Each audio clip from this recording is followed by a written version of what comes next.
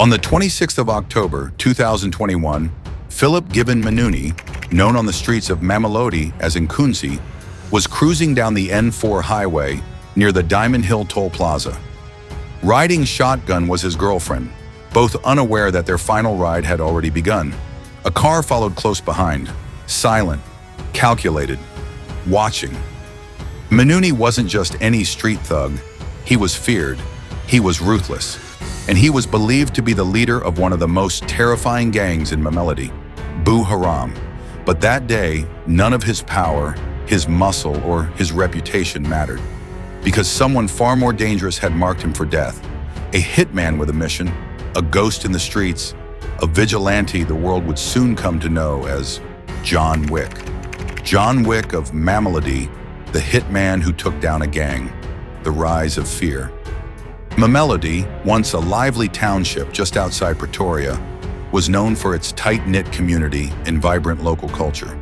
But by the early 2000s and 20s, a dark shadow had fallen over the streets. That shadow wore the name Boo Haram. Now let's be clear, this gang had no connection to the Nigerian terrorist organization of the same name. South Africa's Boo Haram was its own brand of terror. Extortion, drug trafficking, violent intimidation, even daylight executions. If you owned a spaza shop, you paid protection. If you drove a taxi, you handed over cash. If you spoke out, you risked a bullet. And the worst part, there was nowhere to run, nowhere to hide. The police were overwhelmed, underfunded, understaffed, and in some cases, allegedly complicit. Residents lived in fear. Hope had withered. But then, something changed. The first killings, August 2021. A strange shift begins. It wasn't a new task force or police raid. No, it was something else. Members of Boo Haram began to drop one by one. And these weren't messy street hits. They were clean, cold, professional, executed with military precision. The victims weren't nobodies either. They were high-ranking enforcers, the ones who collected the money, the ones who silenced the dissenters, the ones who made people disappear. The message was clear. Boo Haram was no longer untouchable. The township buzzed with tension. Who was doing this? The police? A rival gang? A lone assassin? Then came the day that would turn whispers into legend, the death of Nkunzi. October 26, 2021. It was just after noon when Philip Nkunzi Manuni drove through the Diamond Hill Toll Plaza. He was relaxed, confident. Maybe he thought he was safe outside of Mamelodi, but he wasn't. Out of nowhere, gunfire. A shooter emerged from a hidden position and opened fire with deadly aim. The shots were fast, clean, surgical. Nkunzi was killed instantly. His girlfriend wounded, but survived. The killer disappeared without a trace. It felt like a scene from a movie. The man who had ruled Mamelodi through violence and fear was gunned down in broad daylight, and no one had seen it coming. The dominoes fall. Less than 24 hours later, another gang member was shot dead near a cemetery in Mahuba, Extension 10, another Boko Haram hotspot. Same style, same signature, quick, clean, untraceable. By now, the people of Mamelodi were whispering the same name, John Wick, a name borrowed from fiction. But this was no Hollywood script. This was real. Someone was stalking Boo Haram and executing them with frightening precision. Was it a man? A group? No one knew. But the streets had given him a name, and that was enough. Legend of the Ghost. The community watched with a strange mix of fear and admiration. For the first time in years, they weren't terrified of Boko Haram. No, now it was the gangsters who were scared. Facebook pages popped up, supposedly linked to John Wick, with cryptic posts and veiled threats. Whether they were real or fake didn't matter. The myth was alive. The fear was real.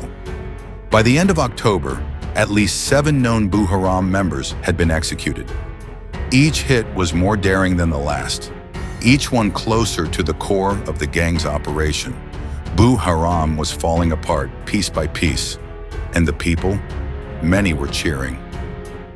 The morality divide. But not everyone was celebrating. Tebogo Mashigo, chairperson of the Mamelodi West Community Policing Forum, voiced a sobering reminder. Yes, the community had suffered under Boko Haram. Yes, the relief was understandable. But Mashigo drew the line. One life taken unlawfully is one too many. He wasn't defending Boko Haram. He was warning the public about the cost of vigilante justice. Without trials, without evidence, how do you know the right people are being targeted? Once you go down that path, where does it end? Law and disorder. Meanwhile, law enforcement was scrambling. Gauteng Police Commissioner Lieutenant General Elias Mawela dismissed the John Wick theory entirely. According to him, the killings were likely just part of a turf war between Boo Haram and a new gang called Bafarisai, a rising group eager to seize power. But locals didn't buy it. The hits were too precise, too surgical. This wasn't a sloppy gang war. This was someone with training, someone with a personal mission. And with each hit, the myth of John Wick grew stronger. Vigilantism in South Africa. South Africa has long struggled with vigilante justice. In 2018, in Ga-Rankuwa, residents formed night patrols to stop crime themselves. They called it blessings, a gentle name for brutal street justice. Suspects were beaten, some were even killed, all without trial.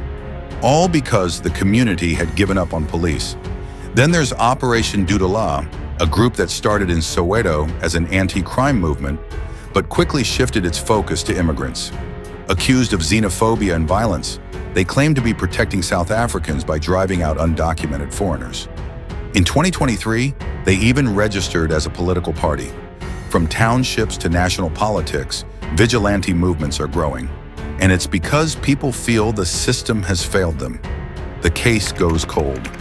Back in Mamelodi, the killings slowed, but the fear remained. The police investigation into John Wick hit a wall. There were no witnesses willing to talk, no forensic evidence, no footage, nothing. The killer, if it was one man, seemed to vanish into thin air after each hit. No one knew who he was, what he looked like, or where he came from. Some say he was a former cop. Others say a military veteran. Some even believe he was a local man seeking revenge for a personal loss. But nothing was ever confirmed.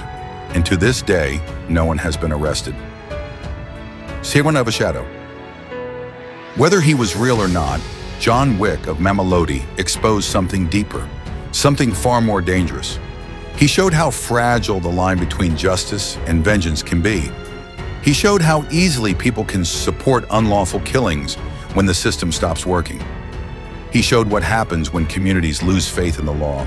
In the end, Boo Haram lost its grip, but not because of the police, not because of the courts, because of a shadow, a ghost, a man with a gun and a plan. The streets of Mamelodi are quieter now, but peace born of fear is not peace at all. Whether John Wick was a vigilante, a myth, or a symptom of something far more broken, his story reveals a truth South Africa must face. When justice disappears, someone always fills the void. And sometimes that someone comes with a bullet